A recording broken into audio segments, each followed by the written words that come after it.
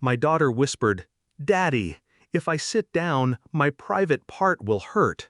She whispered it so faintly I almost thought I imagined it. "Daddy, if I sit down, my private part will hurt." Her small fingers gripped my sleeve like she was holding on for her life. At the dinner table, the candles flickered against polished plates. My wife's eyes narrowed.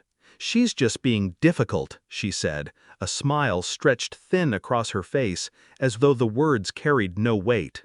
But my daughter didn't move. She stood trembling beside her chair, tears welling without sound.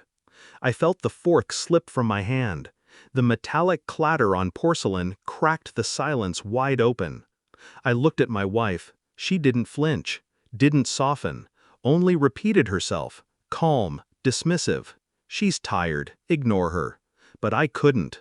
The fear in my daughter's eyes wasn't fatigue, it was truth, raw and unfiltered, the kind that children can't disguise. Something inside me shifted, cold, heavy.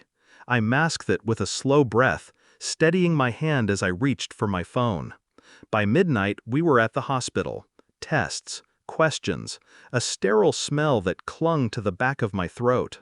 And then the doctor came in, eyes shadowed, words chosen with surgical precision. What he said made my skin turn to ice. My hands trembled as I dialed 911. They questioned me first. Fathers are always suspects. I answered calmly, voice low, eyes unblinking. I gave them times, places, alibis. No cracks in my story because I had no story to hide. But the hospital's report didn't lie. My daughter had injuries no child should ever carry. Wounds that whispered of violence, of betrayal. The doctor's voice blurred as I signed papers with a hand that felt detached from my body. I kept looking at my wife. Her face was pale, lips pressed into a thin line. But her eyes?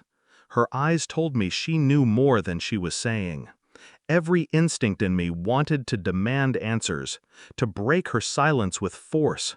But rage would blind me, and I couldn't afford blindness, so I said nothing. Instead, I remembered every late night she claimed she was working late. Every glance at her phone she thought I didn't notice. The distance between us, explained away with tired excuses. And then the puzzle shifted into place. She hadn't betrayed me with another man. She'd betrayed my daughter. By letting someone into our home. By turning her eyes away. Infidelity wasn't the crime. Neglect was. Complicity was. Silence was. And in silence, she thought she'd remain safe. I played the role she expected of me. Husband, father, cooperative witness. But beneath it, I was building a case. I asked for her phone under the guise of coordinating with the detective. She hesitated. Too long. That was her first mistake. I cloned it. Quietly.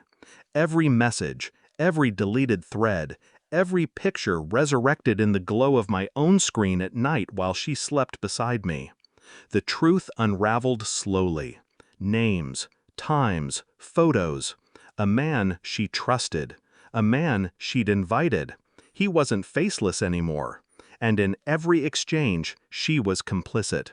Ignoring signs, dismissing her daughter's cries, telling him it would be fine as long as no one found out. Her words, her betrayal, documented in pixels. I didn't confront her, not yet. Instead, I arranged meetings with the detective, slipped the phone into evidence, and let silence hang between us at home. She noticed, of course. My stillness unsettled her. She asked if I was angry. I smiled faintly, said, "Just tired." The quiet ate at her more than rage ever could. I wanted her to feel it, the slow drip of inevitability. The knock at the door came on a Thursday morning. Uniforms, a warrant. She looked at me as they read her rights. Confusion at first, then dawning horror. I didn't move, didn't speak. The detective handed me a copy of the printed evidence. I slid it across the table toward her. Her hands shook as she read her own words, preserved in black and white. words she couldn't deny.